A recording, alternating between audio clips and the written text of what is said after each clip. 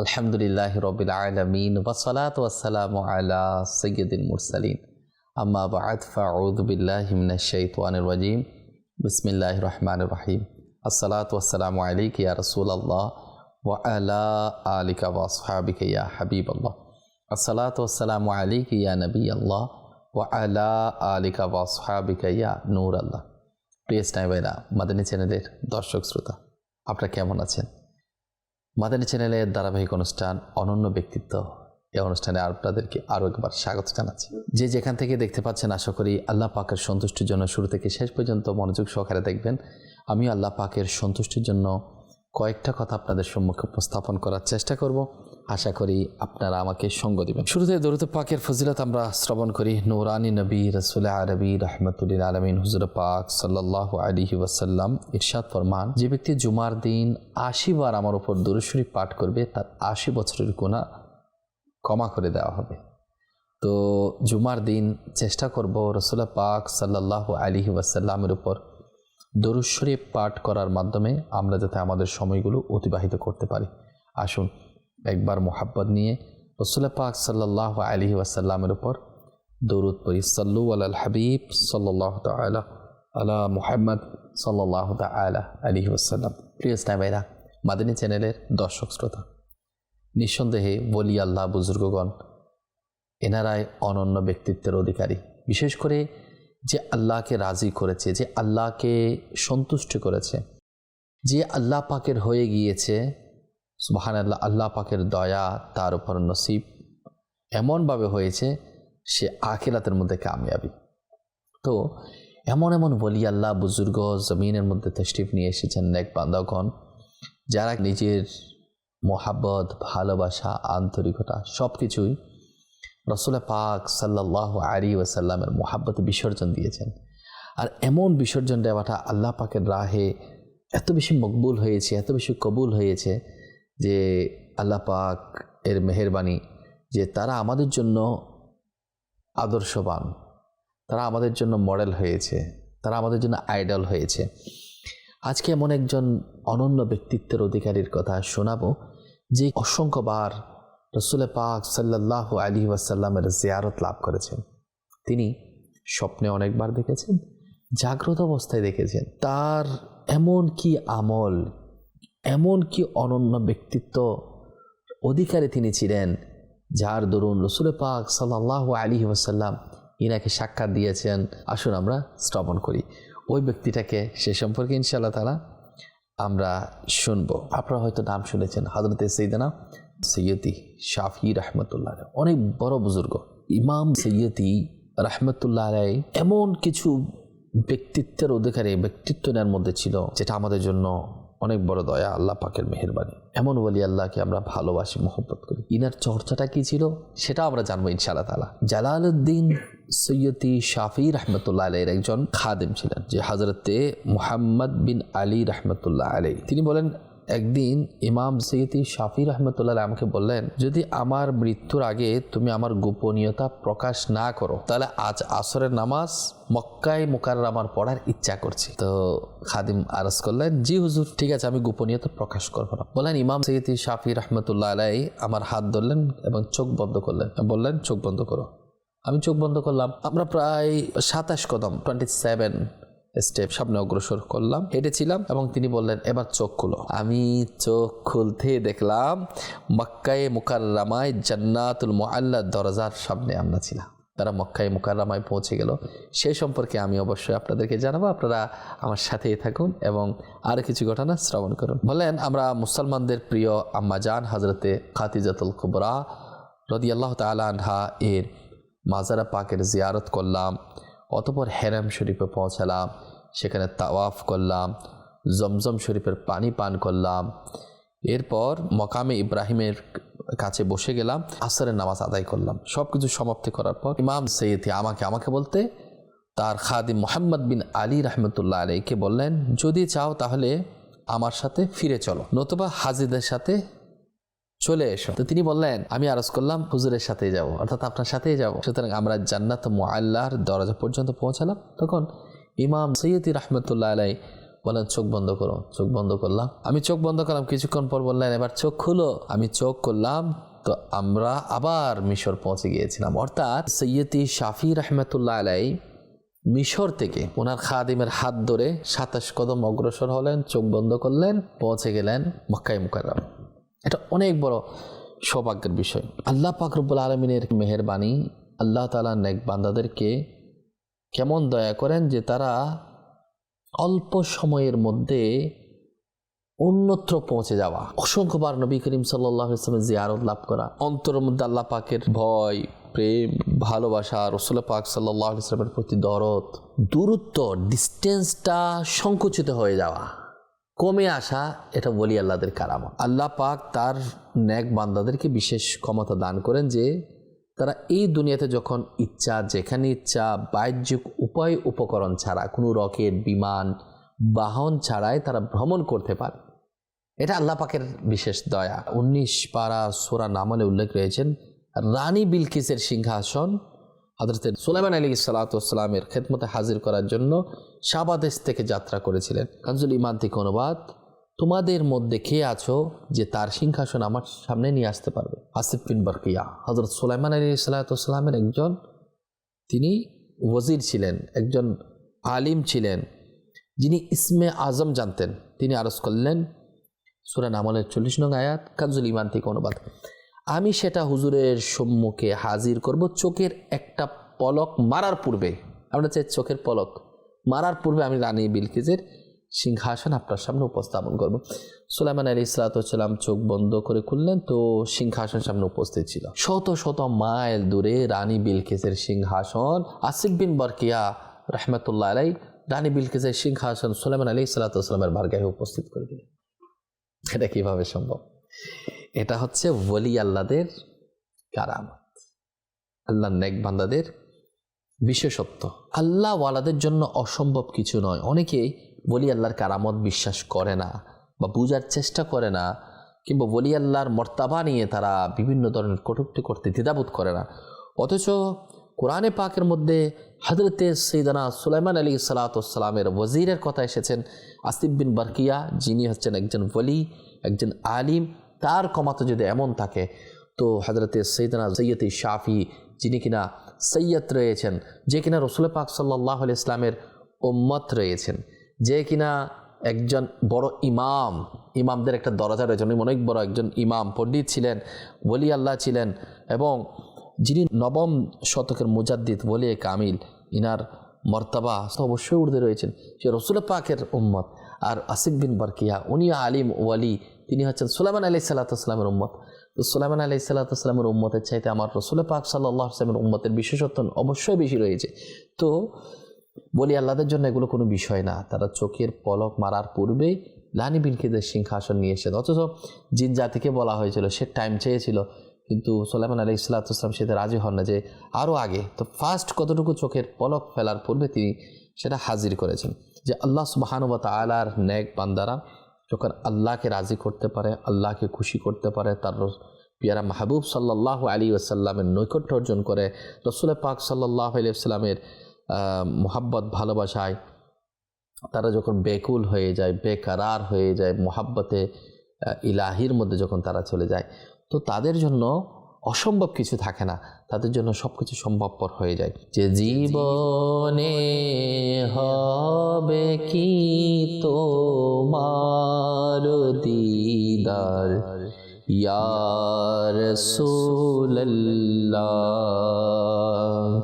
সে আশায় রয়েছি মোরা গুনাহগার ইয়া রাসূলুল্লাহ।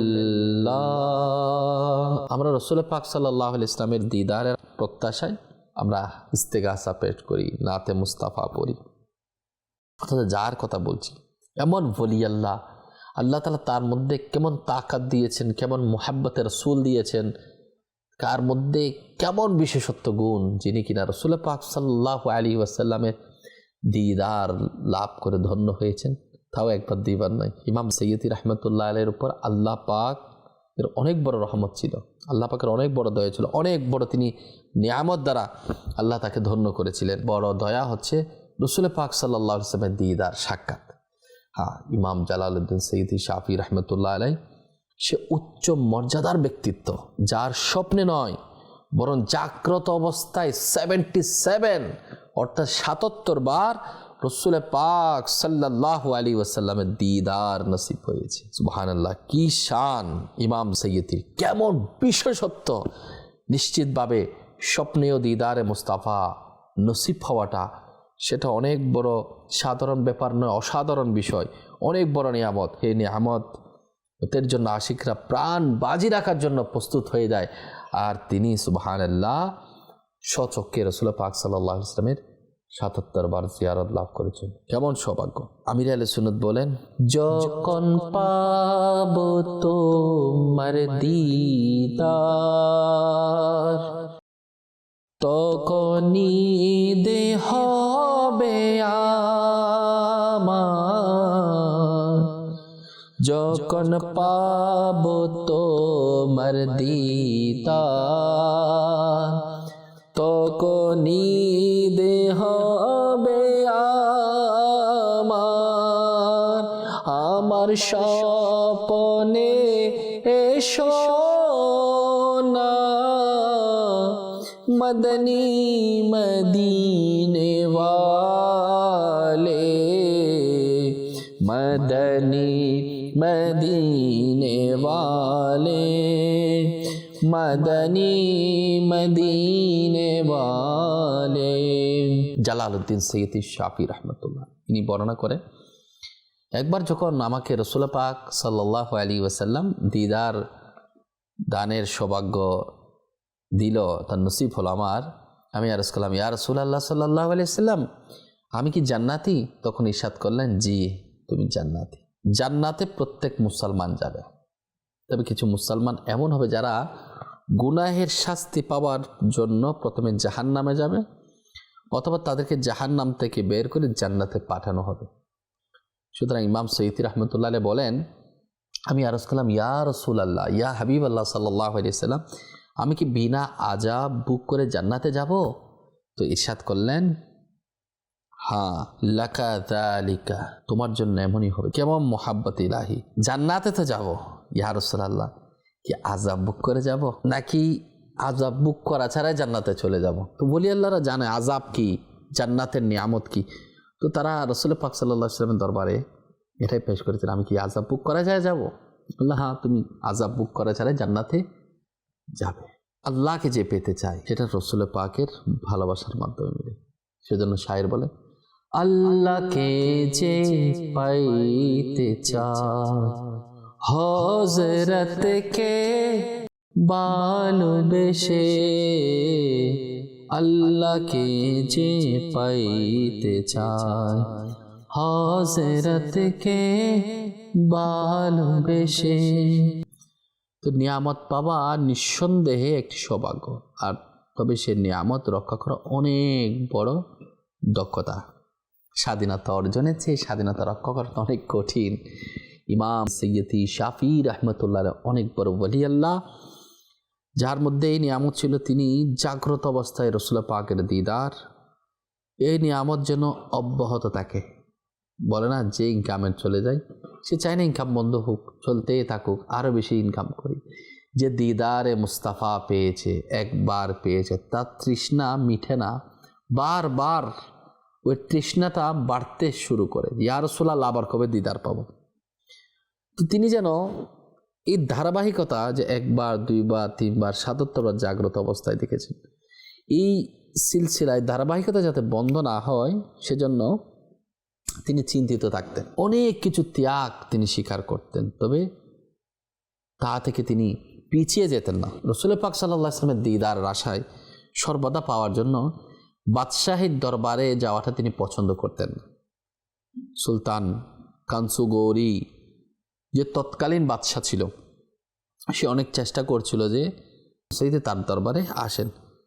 তার জন্য সুলতান কঠোর মনোভাব অবলম্বন করছিল, কিন্তু তিনি কখনো তার দরবারে যায় নাই। ইমাম জালালউদ্দিন সৈয়দীর ভক্ত ইমাম সালেহ, তিনি ইমাম জালালউদ্দিন সৈয়দী রহমতুল্লাহের ভক্ত ছিলেন। তিনি বললেন, হুজুর আপনি সুলতানের সাথে দেখা করতে কেন যান না? আপনি চাইলে তো বাদশার দরবারে যেতে পারেন। তখন তিনি বললেন, আজ তুমি এই কথা বলছো, আজ থেকে আর কখনোই তুমি এমন কথা বলবে না। অতঃপর তিনি একটি হাদিসে মুবারাকা উল্লেখ করে বললেন, একজন সাহাবীর কাছে ফেরেশতারা আসতেন এবং সালাম করতেন। একবার তিনি কোনো রোগে আক্রান্ত হলেন এবং তিনি তীব্র প্রয়োজনের কারণে এমন চিকিৎসা নিলেন, এমন ট্রিটমেন্ট নিলেন যা তাওয়াক্কুলের পরিপন্থী। অর্থাৎ এমন একটা ট্রিটমেন্ট ব্যবস্থা তিনি গ্রহণ করলেন যেটা তাওয়াক্কুলের পরিপন্থী ছিল এবং হাদিসে তা থেকে নিষেধ করা হয়েছিল। সেদিন থেকে তার কাছে আর ফেরেশতা আসেও না এবং সালাম পেশ করাও বন্ধ হয়ে গেল। এই বর্ণনা শুনিয়ে ইমাম সৈয়দি শাফি রহমতুল্লাহ আলাইহি বললেন যে এই ভয় হয় এমন যেন না ঘটে, এমন যেন না হয় যে আমি সুলতানের কাছে যাব, এদিকে এর কারণে দিদারে মুস্তাফা থেকে আমার ওই নিয়ামত বঞ্চিত হয়ে যায়। হায় হায়, এমন যাতে না হয়। সৈয়দের বিশেষত্ব, তিনি তাকওয়া পরহেজগারিতা অবলম্বন করতেন, তিনি আল্লাহ ওয়ালা ছিলেন। যে আমাদের অবস্থানটা কি, আমরা কি কখনো চেষ্টা করেছি রাসূল পাকের দিদার করার জন্য? যে একেবারে পাকা পুক্ত নিয়ত করে যে আসুন আমরা এতবার দুরূদ শরীফ পাঠ করব, এতক্ষণ আল্লাহ পাকের খুশির জন্য মুরাকাবা, মুশাহাদা, মদিনার ধ্যানে মগ্ন থাকা, তাসাব্বুরে শেখ, এগুলোকে আমরা কখনো করেছি? কখনো কি ইচ্ছা জাগে না যে এমন একটা ছোট্ট বিষয় যেটার অপছন্দের কারণে, এটা কিন্তু গেলে কিন্তু ক্ষতি হতো না, কিন্তু তার ভয় হচ্ছে অন্তরে, দুনিয়ার বাদশার কাছে যাওয়ার কারণে যাতে দোনো জাহানের বাদশাহ, দোনো আলমকে সরদার রাসূল পাক সাল্লাল্লাহু আলাইহি ওয়াসাল্লামের দিদার যাতে বন্ধ হয়ে না যায়। আর সেখানে আমরা দিদার না পেয়ে, স্বপ্নে না দেখে দেখার কি কখনো চেষ্টাও আমরা করতে পারি না? আজকে আমরা আমাদের চোখ দ্বারা কুদৃষ্টি দেওয়া, খারাপ নজরে দেখা, জবানের হিফাজত না করা, গুনাহের আধিক্যতা, এগুলোকে আমাদের জন্য ক্ষতিকারক বিষয় নয়? আমরা কি চাইলে নিজেকে শুধরাতে পারি না? আমরা কি নিজেকে আখিরাতের জন্য, সেফ জোনে আসার জন্য আমরা কি এখন থেকে প্রস্তুতি নিতে পারি না? যে রাসূল পাকের দিদার স্বপ্নে পেয়েছে, সে জাগ্রত অবস্থায়ও রাসূল পাক সাল্লাল্লাহু আলাইহি ওয়াসাল্লামের দেখার সুযোগ তার মিলেছে। আলা হযরত ইমাম আহলে সুন্নাত দ্বিতীয়বার যখন হজে গেলেন, রাসূল পাকের দিদারের আশায় সেখানে বসেছিলেন, নিজেকে কুকুর সম্বোধন করেছে। রাসূল পাকের দিদার না পেয়ে বেকুল হয়েছে যে এখানে তো রেজার মতো হাজারো কুকুর ঘুরতেছে ফিরতেছে, নিজেকে কুকুর সম্বোধন করেছে। আমার রাসূল পাক সাল্লাল্লাহু আলাইহি ওয়াসাল্লাম আলা হযরত ইমাম আহলে সুন্নাতের উপর এত বেশি খুশি, হাত বাড়িয়ে দিয়েছেন। রাসূল পাক সাল্লাল্লাহু আলাইহি ওয়াসাল্লাম দিদার দিয়েছেন। আমরা তো সে আলা হযরতের আশিক, আমরা আলা হযরতকে মানি, মোহব্বত করি। আমাদের কেন এই অবস্থা? তো দাওয়াত ইসলামী বর্তমানে মূলত আমাদেরকে রাসূল পাকের মোহাব্বতটা জাগ্রত করার সে উৎসাহ উদ্দীপনা আমাদেরকে দিচ্ছে। আমরা যেন রাসূল পাকের মোহাব্বত দিয়ে আমাদের জীবনকে সজ্জিত করতে পারি। আমরা যেন মোহাব্বতে রাসূল, আমি একটা অনুষ্ঠান করব, আমি একটা খাবারের আয়োজন করব, আমি ভালো কিছু করব, এই ভালো কিছু করতে যাওয়াটা আদৌ রাসূল পাক সাল্লাল্লাহু আলাইহি ওয়াসাল্লামের সিস্টেম মোতাবেক হচ্ছে কিনা? আমি একটা জিনিস করব না, তো এই না করাটা যে রাসূল পাক সাল্লাল্লাহু আলাইহি ওয়াসাল্লামের এটার বিষয়ে না করেছে কিনা, যেটা আমি না করছি, আমার মত, আমার নীতি, আমার সিস্টেম, এটা আমি কাকে ফলো করছি? যদি আমরা রাসূল পাক সাল্লাল্লাহু আলাইহি ওয়াসাল্লামকে ফলো করি, রাসূল পাক সাল্লাল্লাহু আলাইহি ওয়াসাল্লামের আনতাসে মোবারকে যদি আমরা গ্রহণ করি, সেটা নিঃসন্দেহে আমাদের জন্য নিয়ামত। আর যদি এর বিপরীত হয়, যেটা রাসূল মানা করেছেন, রাসূল পাক সাল্লাল্লাহু আলাইহি ওয়াসাল্লাম করতে মানা করেছেন, যেতে মানা করেছেন, খেতে মানা করেছেন, ইঙ্গিত মানা করেছেন, সেই কাজটাই যদি আমরা করি, তো আমরা কিভাবে রাসূল পাকের দিদারের আশা করতে পারি? ৭৭ বার নবীকে জাগ্রত অবস্থায় দেখেছেন। আমার আমির আলাইহিস সুন্নাত আমাদেরকে সেই অনুপ্রেরণা জাগাচ্ছে। হে প্রিয় ভাই, হে প্রিয় বোন, যারাই দেখতে পাচ্ছেন মাদানী চ্যানেলের দর্শক শ্রোতা, আমরা নিয়ত করতে পারি, সবক এটা নিতে পারি এই অনুষ্ঠান থেকে যে ইনশাআল্লাহ আমরা নবীর প্রেমের নাতে মুস্তাফা গাইব, দরুদ সালাম পেশ করতে থাকবো। আকাঙ্ক্ষা, আসলে মানুষের টাকা কামানোর আকাঙ্ক্ষা থাকে, বাড়ি করার আকাঙ্ক্ষা থাকে, নিজেকে সেটেল করার, ভবিষ্যৎ ফিউচার ভালো করার, সেটেল হওয়ার অনেক চিন্তা ভাবনা মানুষের থাকে।